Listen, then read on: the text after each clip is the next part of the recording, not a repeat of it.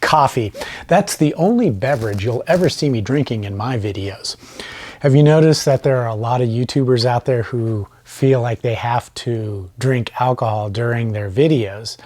And I don't know, it's almost like there was a YouTube consultant out there who said, if you drink alcohol while making your videos, beer or whiskey or whatever, you'll get more views and more subscribers. I've just noticed that a lot lately. No big deal. I will say though that I quit drinking alcohol probably 15, 20 years ago. I'm not even sure. I didn't keep track. I just stopped drinking it one day when I realized if I was going to improve the quality of my guitars, I was going to have to lay off the beer.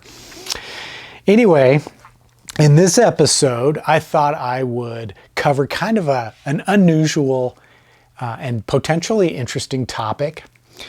This will help some of you who are thinking about getting into the world of building or repairing guitars and are kind of thinking about tools and what you need and what you don't need. The other day I had a friend who was looking at all my tools, and he said, you know, wow, it sure takes a lot of different tools to build a guitar, a lot of really specialized tools.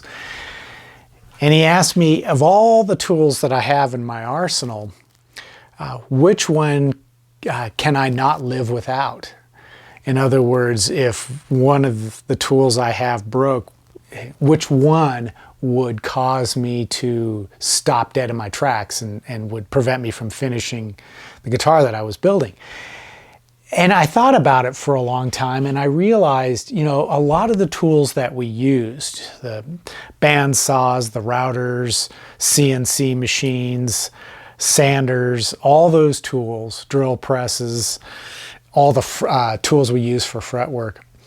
A lot of them, if something happens to them, you can always find an alternate solution to get the work done, especially if you've been doing it for a long time and are aware of some of the tips and tricks about tool substitution.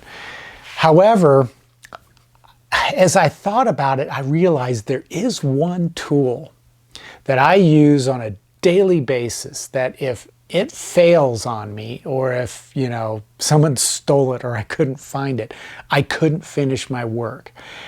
And that tool is my soldering iron. Now, this isn't going to be a review about this particular soldering iron. I may give you some ideas about what to look for, but I can't finish a guitar without the soldering iron. I use it not only to wire together my pickups and controls and all that, but I also use it to apply heat to areas where I need to break a glue bond. For example, with frets. If I need to remove a fret, even if it's a fret that somebody else installed, you never know if they used glue to put it in there. And what I find useful is to take a hot soldering iron and put the tip right on the fret wire, leave it there for a couple of seconds, and that heat from the soldering iron will heat up the fret wire.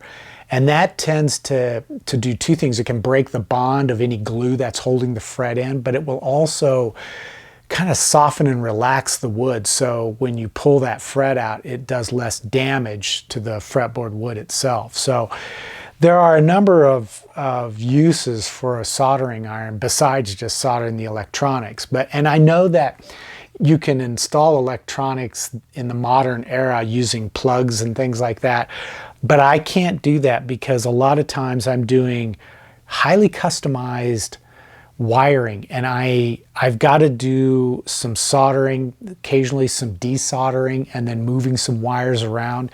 So I've got to have a soldering iron to do it. And if I didn't have the soldering iron available to me, if for some reason it stopped working or I couldn't find it for some reason, and the mess that my shop tends to become, I would be dead in the water. And over the years, I have collected a variety of soldering irons for different purposes.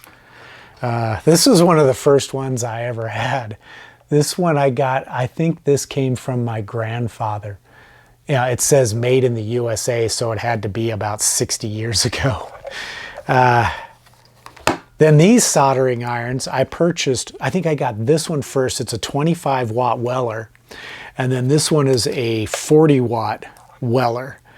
And I bought this one first because I found that 25 watts was fine for soldering electronics, but when it comes to heating up a fret wire to break a glue bond, I needed something a little stronger, so I got the 40 watt. And then eventually I got a programmable or temperature adjustable soldering iron. And this one in particular is a Cioloti SSA 51. I'm not even sure if they make this anymore. I've had this for about 4 or 5 years, and I think it's still out there. I don't know for sure, but this particular soldering iron it heats up super fast. That's what I really like about it. I plug it in, turn it on, and seconds later I'm soldering away. But this one heats, I think it starts out around 175, 200 degrees, and then I can adjust it to a maximum of, I believe it's 400 degrees or close to 400. And that works pretty well for most situations. I still feel like though when I want to break a glue bond on a fret wire, I got to grab a higher wattage soldering iron. So in truth, I think if you're looking for a soldering iron, look for one that's going to be have an adjustable temperature range between about 350 and 900 degrees. Most of your electronic soldering will be in the 350 to 400 range, but anytime you want to break glue bonds, you're going to need that higher temperature, and that's what you would want to look for. So yeah, that's the tool I absolutely can't live without, the soldering iron.